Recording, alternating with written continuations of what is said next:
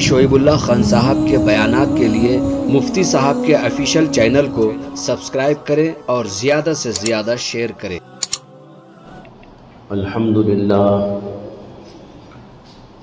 لله نحمده ونستعينه ونستغفره ونؤمن به ونتوكل عليه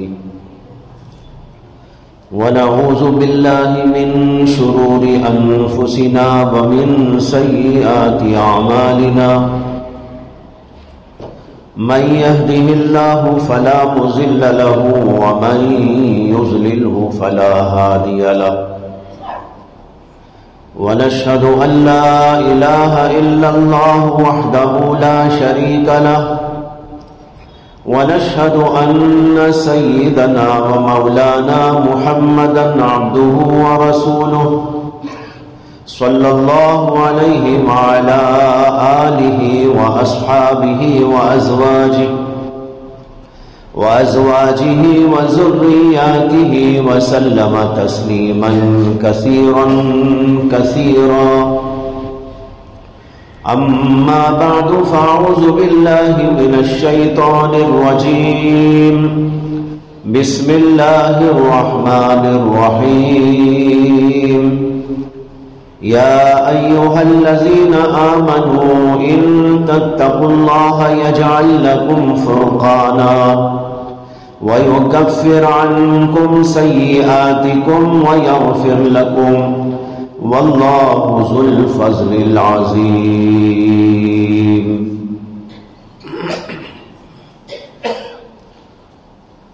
میں نے اس وقت آپ کے سامنے قرآن پاک کی ایک آیت تلاوت کی ہے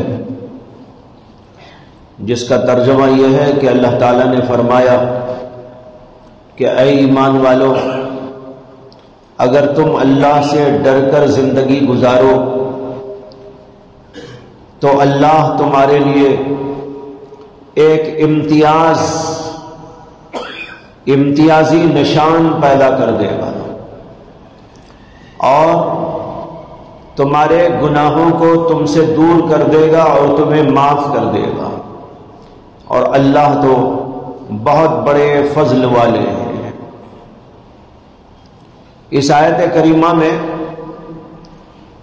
ایک بہت اہم مضمون ہے، اور اس کو سمجھنے کے لیے آپ پہلے یہ سمجھیں کہ انسان جو دنیا میں آتا ہے تو وہ مختلف قسم کا ہوتا ہے۔ کوئی وہ ہوتا ہے جو اللہ کو ماننے والا، اور کوئی وہ جو اللہ کو نہیں ماننے والا، لیکن ان کی ظاہری جو زندگی ہوتی ہے وہ یکساں ہوتی ہے۔ کافر ہو کہ مومن ہو، متقی ہو یا فاسق و فاجر ہو، کھانے میں، پینے میں اور دنیا کے تمام مسائل میں وہ سب کے سب یکساں ہوتے ہیں، ان میں کوئی امتیاز نہیں ہوتا۔ مومن کو بھی کھانا کھانا پڑتا ہے، کافر کو بھی کھانا کھانا پڑتا ہے۔ جو ضرورتیں ایک کافر کو پیش آتی ہیں، غیر مسلم کو پیش آتی ہیں، اللہ کے نام ماننے والے کو پیش آتی ہیں، فاسق کو، فاجر کو، بدبخت کو، وہی سب ضرورتیں ایک مومن کو بھی پیش آتی ہیں۔ کھانا، پینا اور مکان، کمائی، تجارت اور سونا، اٹھنا اور بیٹھنا، اسی طرح بیماریوں کا آنا، مصیبتوں کا پایا جانا، یہ ایک ایسی مشترک چیز ہے جو سب کے اندر پائی جاتی ہے، اس میں کوئی امتیاز کسی کے ساتھ میں نہیں ہے۔ ایک اللہ کا قانون ہے، فطرتی قانون، جو اللہ نے تمام دنیا انسانیت پر لاگو کر دیا۔ لہذا جو انسان بھی یہاں پر آئے گا وہ اس اعتبار سے کوئی بھی امتیاز نہیں رکھے گا، سب کے سب یکساں آپ کو نظر آئے۔ چنانچہ آپ دیکھ لیجئے کہ مومن بھی کھانا کھاتا ہے، کھانے کا محتاج ہوتا ہے، اور غیر مسلم کو بھی کھانے کی ضرورت پڑتی ہے۔ سونا ایک مسلمان کے لیے بھی ضروری ہوتا ہے، اور ایک عام کسی بھی انسان کو آپ دیکھیں تو وہ بھی سوتا ہے۔ اس میں امیر کا غریب کا بھی کوئی فرق نہیں، بادشاہ اور رعایا کا بھی کوئی فرق نہیں ہے۔ بادشاہ بھی کھاتا ہے، بادشاہ بھی سوتا ہے، بادشاہ بھی ہفتہ مودتا ہے۔ تمام ضرورتیں جو انسانوں کو پیش آتی ہیں ان میں کسی کا کوئی امتیاز نہیں، یہاں تک کہ ہم یہ کہہ سکتے ہیں، اور ہے حقیقت، کہ انبیاء کرام علیہم السلام کو بھی ہم نے کوئی امتیاز نہیں۔ حضرات انبیاء کرام علیہم السلام کھانا کھاتے تھے یا نہیں کھاتے تھے؟ ان کو بھوک لگتی تھی کہ نہیں لگتی تھی؟ سونے کے وقت وہ سوتے تھے یا نہیں سوتے تھے؟ کیا ان کو بیماریاں پیش آتی تھی یا نہیں پیش آتی تھی؟ کیا دنیاوی مصائب ان کو پیش آتے تھے یا نہیں پیش آتے تھے؟ یہ ساری چیزیں سب کے درمیان میں مشترک ہیں، اس کے اندر کوئی کسی قسم کا امتیاز نہیں۔ لیکن بھائیو، انسان میں اس اعتبار سے فرق ہے کہ ایک انسان اللہ کو ماننے والا ہے، تقوی و طہارت کی زندگی گزارنے والا ہے، اللہ کے احکام پر چلنے والا ہے، اور ایک وہ ہے جو نہ اللہ کو مانتا ہے، جو اللہ کے احکام پر چلتا ہے، نہ تقوی و طہارت اس کے اندر ہوتی ہے۔ اس اعتبار سے انسانوں کے اندر فرق، اور اسی فرق کی وجہ سے اللہ نے ان کو ایک امتیاز عطا کیا ہے، جو کھانے اور پینے کے لحاظ سے امتیاز نہیں، سونے اور اٹھنے اور بیٹھنے کے اعتبار سے امتیاز نہیں، دنیاوی مسائل اور دنیاوی مختلف قسم کی ضرورتوں کے لحاظ سے کوئی امتیاز نہیں، لیکن ایک اور امتیاز ہے۔ وہ امتیاز ایمان والے کو دیا جاتا ہے، متقی پرہیزگار کو دیا جاتا ہے، اللہ کے نیک بندوں کو دیا جاتا ہے، جو اللہ کے مطیع و فرما بردار ہوتے ہیں ان کو عطا کیا جاتا ہے۔ وہ وہی امتیاز ہے جس کا ذکر اللہ نے اس آیت میں بھی کیا ہے جو میں نے ابھی آپ کے سامنے پڑھی، اور اس کے علاوہ اور جگہ بھی اللہ نے اس کا تذکرہ کیا ہے۔ یہاں پر اللہ کہتے ہیں یا ایھا الذین آمنوا ان تتقوا اللہ، اے ایمان والو اگر تم اللہ سے ڈر کر زندگی گزارو، تقوی و طہارت کی زندگی گزارو، یجعل لکم فرقانا، تو اللہ تمہارے لیے ایک فرقان عطا کرے گا، ایک امتیاز عطا کرے گا۔ فرقان کے معنی آتے ہیں حق و باطل میں امتیاز کرنے کی صلاحیت، حق و باطل میں امتیاز کا ایک خاص ملکہ، اور اس کو ہم کہہ سکتے ہیں کہ امتیاز اللہ عطا کرتے ہیں، اس کو ایک امتیازی شان عطا کرتے ہیں جو غیروں کو نہیں دی جاتی، جو نہ ماننے والوں کو نہیں دی جاتی۔ اس کا ایک الگ امتیاز ہوتا ہے، اس کی ایک خصوصیت ہوتی ہے، اسے اللہ تبارک و تعالی ایک عجیب و غریب قسم کی صلاحیت سے نوازتے ہیں جو اس کے ظاہر سے بھی نظر آتی ہے، اس کے باطن کے اندر بھی وہ رونما ہوتی ہے۔ ایسی صلاحیت اور ایک خاص امتیازی نشان اللہ اپنے خاص الخاص بندوں کو عطا کرتے ہیں۔ آج ہم لوگ اس امتیاز کے بجائے کوشش یہ کرتے ہیں کہ دوسری چیزوں میں امتیاز پیدا ہو جائے۔ کوئی چاہتا ہے کہ مجھے مال زیادہ مل جائے، میرا امتیاز ہو جائے گا، میری خصوصیت بڑھ جائے گی۔ کوئی چاہتا ہے کہ میں کوئی خاص ڈگری حاصل کروں اور اس ڈگری کی وجہ سے مجھے ایک خاص امتیاز اور ایک خاص اختصاص اور خصوصیت حاصل ہو جائے۔ کوئی چاہتا ہے کہ مجھے کوئی منصب اور عہدہ مل جائے، اس عہدے اور منصب کی وجہ سے میں ایک امتیاز حاصل کروں۔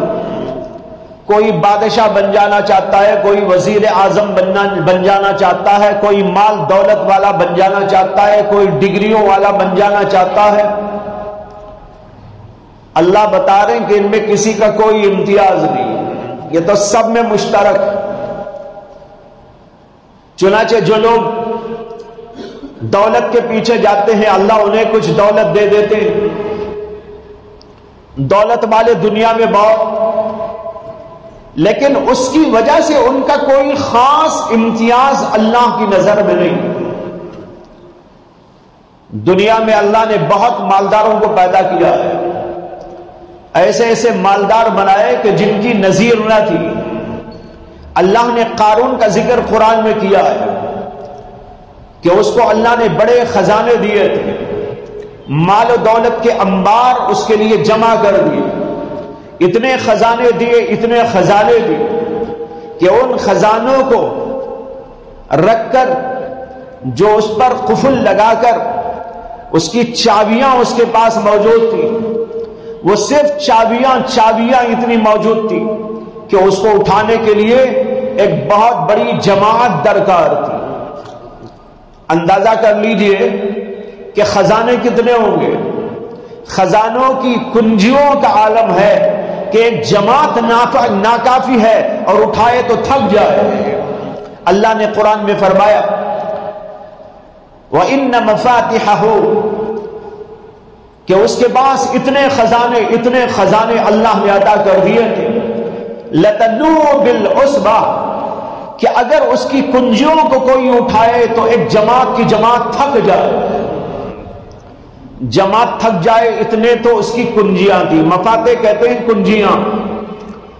جب کنجیوں کا یہ عالم تو خزینوں کا عالم کیا ہو، کتنا خزانہ، لیکن اس کا خزانہ اسے کوئی امتیاز دنیا میں عطا نہیں کر سکا، بلکہ وہ تو دنیا کے اندر ہی ذلیل ہو گیا، خار ہو گیا، یہاں تک کہ اللہ نے اس کو زمین کے اندر دھسا۔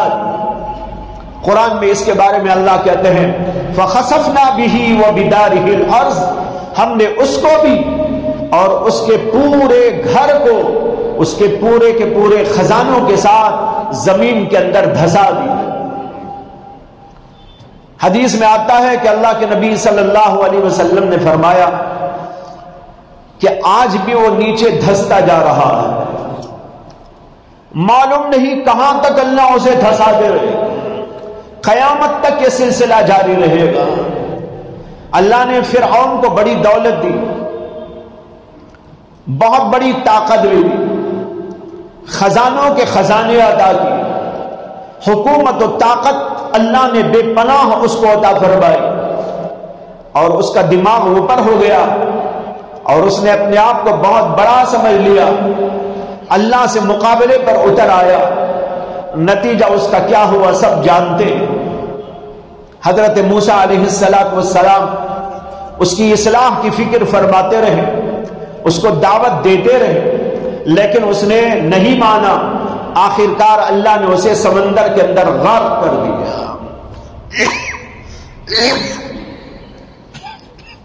حامان وزیر تھا، فرعون کا وزیر، بہت کر و فر والا، لیکن ذلیل و خوار کر دیا گیا۔ تو نہ مال والا، نہ حکومت و طاقت والا، نہ عہدے اور منصب والا، اور نہ دنیا کی کاریگری اور دنیا کے مختلف قسم کے فنون والے، یہ بھی دنیا میں بچ نہ سکے۔ قرآن کے اندر موجود ہے کہ قوم سمود بہت طاقتور بھی تھی، اور طاقتور ہونے کے ساتھ ساتھ بڑی صلاحیت مند بھی تھی، اور اس کی صلاحیت یہ تھی کہ وہ اس زمانے کے گویا کے سائنٹسٹ تھے، اس زمانے کے گویا کے سائنٹسٹ تھے، اس زمانے کے فنون سے بہت اچھی طرح آگاہ۔ اللہ نے قرآن میں بتایا ہے وَتَنْحِتُونَ مِنَ الْجِبَالِ بُيُوتًا، پہاڑوں کو کھود کر، پہاڑوں کو تراش کر اس کے اندر گھر بنایا کرتے تھے۔ ایک کاریگری ہوئی کہ نہ ہوئی؟ اب یہاں دنیا میں کوئی سائنٹسٹ ایسا مکان بنائے تو لوگ کہتے ہیں بھائی واہ واہ کیا بنا دیا۔ اللہ کہہ رہے ہیں کہ میں ان کی واہ واہ کر رہا ہوں، وَتَنْحِتُونَ مِنَ الْجِبَالِ بُيُوتًا، پہاڑوں کو کاٹتے، پہاڑوں کو تراشتے اور ان کے اندر عالیشان محل تیار کرتے، اور صرف محل انہی پہاڑوں کو کھود کر، انہی پہاڑوں کو تراش کر اپنی ضرورت کے تمام سامان کو تیار کرتے، اسی میں ان کے رہائش کی چیزیں ہوتی، اسی میں ان کے لیے پکوان وہ کھانے کی چیزیں ہوتی۔ چنانچہ آج تک ان میں سے کچھ چیزیں دنیا میں موجود ہے، جہاں ان کی بستیاں تھیں وہ بستیاں آج بھی دنیا میں موجود ہیں، اور وہاں پر ان کے وہ ساز سامان جو انہوں نے بنائے تھے، اور ان کے وہ عجیب و غریب گھر اور محلات جو پہاڑوں کو تراش تراش کر بنایا تھا، انتہائی خوبصورت اس زمانے کے لحاظ سے اور بڑے عالیشان، وہ بھی آج تک دنیا میں موجود ہے۔ وہ قوم دنیا سے ناپید ہو گئی، اللہ نے اس کو ناپید کر دیا، لیکن لوگوں کی عبرت کے لیے اللہ نے ان کے ان مکانات کو رکھا ہے، ان کی بعض چیزوں کو بھی ابھی تک رکھا ہے۔ جن علاقوں میں ان کے اوپر عذاب آیا تھا وہ آج تک غیر آباد پڑے ہوئے۔ حدیث میں آتا ہے کہ نبی اکرم صلی اللہ علیہ وسلم جب غزوہ تبوک کے لیے تشریف لے گئے تھے تو راستے کے اندر قوم سمود کی وہ بستیاں آئیں جہاں کبھی اللہ کا ان کے اوپر عذاب آیا تھا۔ بعض صحابہ کرام اللہ کے نبی علیہ السلام سے آگے آگے جا رہے تھے، انہی بستیوں کے اندر سے گزر رہے تھے، اور وہاں پر ایک جگہ پر ایک کنواں آیا، تو ان صحابہ کرام نے اس کنویں سے پانی نکالا، اور انہوں نے سوچا اللہ کے نبی بھی اور صحابہ پیچھے آ رہے ہیں، کچھ جلدی جلدی کھانا تیار کر دے، کچھ روٹیاں تیار کر دے۔ انہوں نے پانی نکالا اور آٹا گوندھا، ابھی وہ گوندھ رہے تھے، اللہ کے نبی علیہ السلام تشریف لے آئے، اور آپ کے آنے کا انداز بڑا عجیب و غریب تھا۔ آپ اپنے سر کے اوپر رومال ڈالے ہوئے تھے، سر کو جھکائے ہوئے تھے، آپ کے جسم پر کپ کپی تاری تھی، اور وہاں سے گزرتے ہوئے روتے روتے جا رہے تھے، اور اللہ سے پناہ مانگتے ہوئے اور اللہ تعالیٰ کے عذاب سے پناہ مانگتے ہوئے گزر رہے تھے۔ جب ان صحابہ کرام کو اللہ کے نبی نے دیکھا یہ لوگ وہاں بیٹھ کر کچھ پکوان کر رہے ہیں، تو اللہ کے نبی صلی اللہ علیہ وسلم نے فرمایا یہاں سے جلدی سے چلو، یہ وہ جگہ ہے جہاں پر قوم عاد و سمود کے اوپر کبھی عذاب نازل ہوا تھا، اور عذاب کے اثرات ابھی تک یہاں پر باقی۔ آپ سب جھکائے ہوئے عاجزی انکساری کے دور رو رہے تھے اور بڑھتے چلے جا رہے تھے۔ صحابہ کرام سے کہا جلدی جلدی یہاں سے نکل جاؤ، تو وہ بستیاں آج تک موجود ہیں اور ان کا کچھ ساز و سامان بھی موجود، لیکن بھائی ان کی ٹیکنالوجی تو انہیں کوئی کام نہ آئی۔ ان کی ٹیکنالوجی سے انہوں نے اپنے اوپر آنے والے عذاب کو تو نہ روکا۔ ہاں اگر کوئی سائنٹسٹ اور کوئی ٹیکنالوجی کا ماہر ایسی ٹیکنالوجی تیار کر لے جس کی وجہ سے خدا کی طرف سے آنے والے عذاب کو وہ روک سکتا ہو، تب تو مانا جائے کہ ہاں بھائی بہت کچھ کر لیا۔ لیکن کیا کوئی اللہ کے عذاب کو روکنے والی ٹیکنالوجی ہے؟ کیا اللہ کے عذاب سے اپنے آپ کو بچانے کی کوئی ٹیکنالوجی آج تک کسی سائنسدان نے تیار کی ہے؟ کسی کا مال، کسی کا عہدہ، کسی کا منصب، کسی کا علم، کسی کی لیاقت، کسی کا تجربہ، کسی کی ٹیکنالوجی، کسی کا سائنس اگر کسی نے بچایا ہو اب اللہ کے عذاب سے اور آنے والے ان قدرتی حوادث سے، تب تو مانا جائے۔ لیکن ساری دنیا جانتی ہے اور ساری دنیا مانتی ہے یہ تمام کی تمام چیزیں اللہ کی قدرت کے سامنے ناکام ہو جاتی۔ کورونا آیا، دنیا میں سائنٹسٹ تھے یا نہ تھے؟ دنیا میں ٹیکنالوجی کے ماہرین تھے یا نہ تھے؟ دنیا کے اندر بڑے بڑے علم کے حاملین تھے یا نہ تھے؟ دنیا کے اندر بڑی بڑی حکومتیں وہ طاقتیں تھیں یا نہ تھیں؟ امریکہ بھی موجود، آپ کا برطانیہ بھی موجود، آپ کا فرانس بھی موجود، آپ کی اٹالی بھی موجود، اور ساری دنیا موجود، لیکن ساری دنیا کو ایک چھوٹے سے جرثومے نے تہس نہس کر کے رکھ دیا۔ کہتے ہیں کہ وہ اتنا چھوٹا جرثومہ ہے جسے کورونا کہتے ہیں، کورونا وائرس۔ یہ وائرس اتنا چھوٹا کہ آنکھوں سے نظر بھی نہیں آتا، وہ آلات کے ذریعے دیکھنے والے دیکھ لیتے، لیکن عام آنکھوں سے تو دیکھا بھی نہیں جاتا، موجود بھی ہوگا تو نظر نہ آئے گا، اتنا چھوٹا وہ وائرس۔ لیکن بھائیو، اللہ نے اپنی قدرت اور طاقت اس سے بتا دی کہ دیکھو میں پوری دنیا کو تہس نہس کر سکتا ہوں۔ نہ تمہاری ٹیکنالوجی کام آئے گی، نہ تمہارا علم کام آئے گا، نہ تمہاری طاقتیں کام آئے گی، نہ تمہارا تجربہ کام آئے گا، نہ تمہاری حکومتیں کام آئیں گی۔ یہ ہے میری طاقت و قدرت۔ تو میں یہ عرض کر رہا تھا کہ لوگ دنیا کے اپنا امتیاز تلاش کرتے ہیں ان چیزوں میں جن میں کوئی امتیاز نہیں ہے، مال میں، دولت میں، عہدوں میں، منصبوں میں، ان چیزوں کے اندر کوئی امتیاز کسی کے لیے نہیں۔ اگر امتیاز ایک مسلمان کو کسی غیر سے ہو سکتا ہے، ایک مسلمان کو کسی غیر مسلم سے ہو سکتا ہے، اور کسی نہ ماننے والے سے ہو سکتا ہے، تو وہ امتیاز وہ ہے جس کا اللہ نے ذکر کیا، ان تتقوا اللہ یجعل لکم فرقانا۔ اگر تم تقوی والی زندگی گزارو، اللہ کہتے ہیں کہ تمہارے لیے ہم ایک امتیاز پیدا کر دیں۔ حضرت موسیٰ علیہ السلام اور فرعون مد مقابل ہوئے، فرعون غرق ہو گیا، موسیٰ علیہ السلام کو امتیاز حاصل ہوا کہ نہ ہوا؟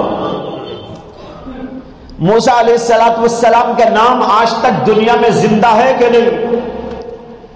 ان کی عظمت زندہ ہے، ان کے کارنامے زندہ ہیں، ان کی باتیں زندہ ہیں، اور ان کی بزرگیاں زندہ ہیں۔ ان کا نام ہم لیتے ہیں تو ہمارے میں زندگی آ جاتی ہے۔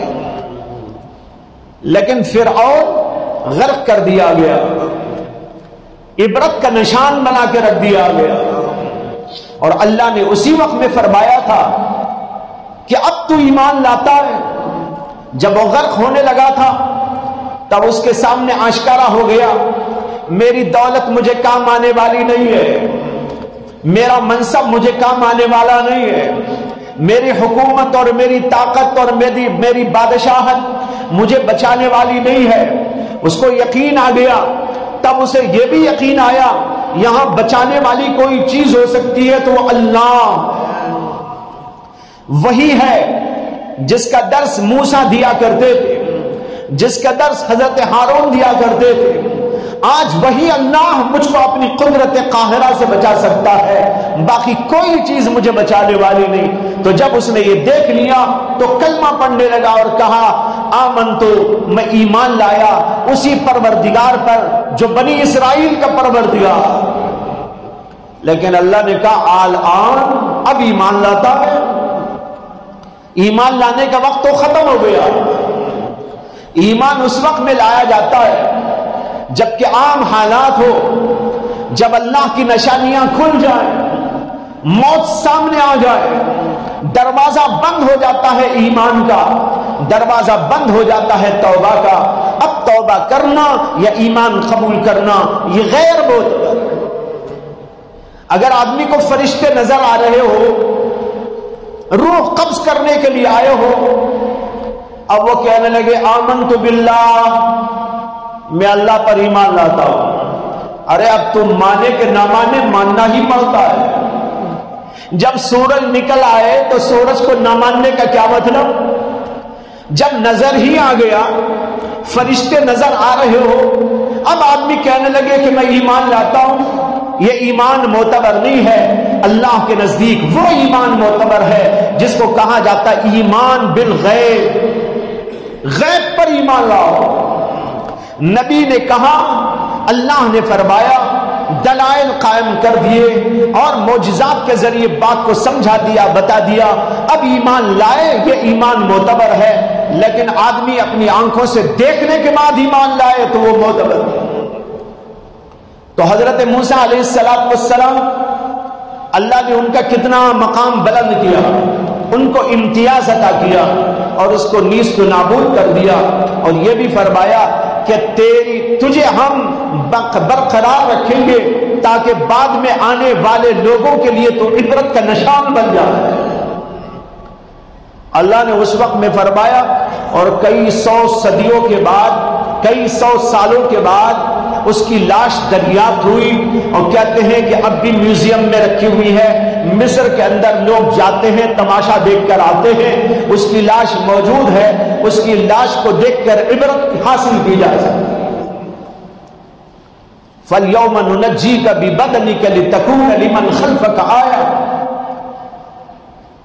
اب تیری لاش کو، تیرے جسم کو ہم برقرار رکھیں گے۔ بِبَدَنِكَ، کیوں؟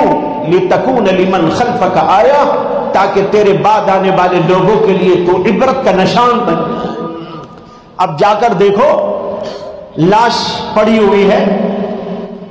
ایک زمانہ تھا کہ کیا کرو فر تھا، ایک زمانہ تھا کہ فرعون کیسا دنیا کے اندر ناچ رہا تھا، اپنی طاقت کے بل بوتے کیسے کیسے دعوے کر رہا تھا، لیکن اب جا کر اس کی لاش کر دیکھو، اللہ عبرت کا نشان بنایا ہے۔